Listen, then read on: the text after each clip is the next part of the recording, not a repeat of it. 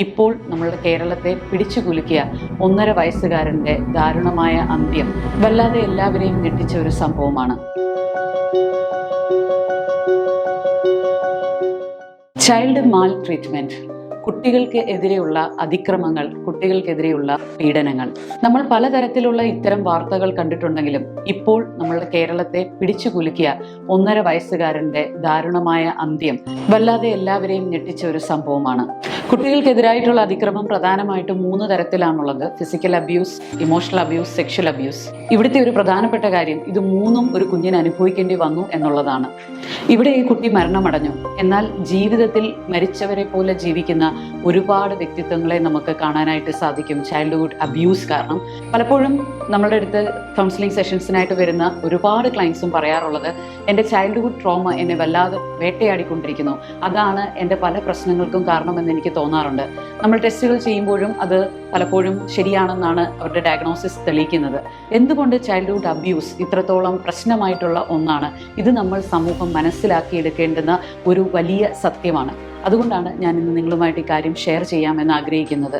ഒരു childhood trauma അല്ലെങ്കിൽ abuse ഒരു വ്യക്തിക്ക് ഉണ്ടായിക്കഴിഞ്ഞാൽ അതവരെ അവരുടെ വ്യക്തിത്വത്തിലും അവരുടെ സ്വഭാവത്തിലും പെരുമാറ്റത്തിലും വലിയ പ്രശ്നങ്ങൾ ഉണ്ടാക്കും. അതിൽ പ്രധാനമായിട്ട് ഇത്തരത്തിലുള്ള വ്യക്തികൾ നാർസിസ്റ്റിക് പേഴ്സണാലിറ്റി ഡിസോർഡർ, അതുപോലെ തന്നെ ബോർഡർ ലൈൻ പേഴ്സണാലിറ്റി ഡിസോർഡർ, അതിലൊക്കെ ഉപരിയായിട്ട് ആൻറ്റി സോഷ്യൽ പേഴ്സൺസ് ആയിട്ട് മാറാനുള്ള സാധ്യതകളും വളരെ കൂടുതലാണ്. അതുമാത്രമല്ല, ഇവരുടെ വൈകാരികമായിട്ടുള്ള കൺട്രോൾ ഇവരിൽ നിന്ന് കൈവിട്ടു പോകും.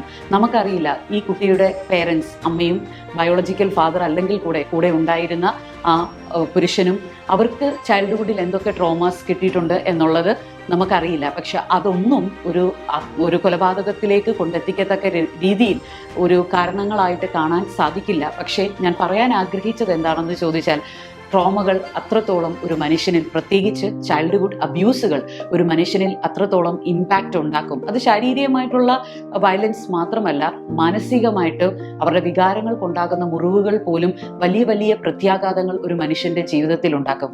അതുകൊണ്ട് തന്നെ നമ്മൾ ഈ കുട്ടികളുടെ ഒരു പ്രൊട്ടക്ഷനിൽ, ചൈൽഡ് പ്രൊട്ടക്ഷനിൽ നമ്മളുടെ സ്റ്റേറ്റും നമ്മളുടെ സൊസൈറ്റിയും കുട്ടികളുടെ സുരക്ഷയിൽ, ചൈൽഡ് പ്രൊട്ടക്ഷനിൽ കുറച്ചുകൂടി വിജിലൻ്റ് ആകേണ്ടത് ഏറ്റവും ആവശ്യമായിട്ടുള്ളൊരു കാര്യമാണ്. ഒരു സമൂഹത്തിൻ്റെ പുരോഗതി അളക്കുന്നത് അവിടെ എത്ര കെട്ടിടങ്ങളുണ്ട്, എത്രത്തോളം ഡെവലപ്മെൻറ്റ്സ് വന്നു എന്നുള്ളതിനുപരിയായിട്ട് അവിടുത്തെ സ്ത്രീകളും അവിടുത്തെ കുട്ടികളും അവിടുത്തെ പ്രിസണേഴ്സും എത്രത്തോളം വെൽബീയിങ്ങിലാണ് എന്നുള്ളത് അളന്നിട്ടാണ്. അതുകൊണ്ട് നമ്മളുടെ സൊസൈറ്റിയുടെ ഡെവലപ്മെൻറ്റിന് ഏറ്റവും ബേസ് ലൈനായിട്ടുള്ള കാര്യമാണ് നമ്മളുടെ കുഞ്ഞുങ്ങളുടെ സുരക്ഷ. ആ സുരക്ഷ ഉറപ്പാക്കേണ്ടത് നമ്മളുടെ എല്ലാവരുടെയും ഉത്തരവാദിത്തമാണ്.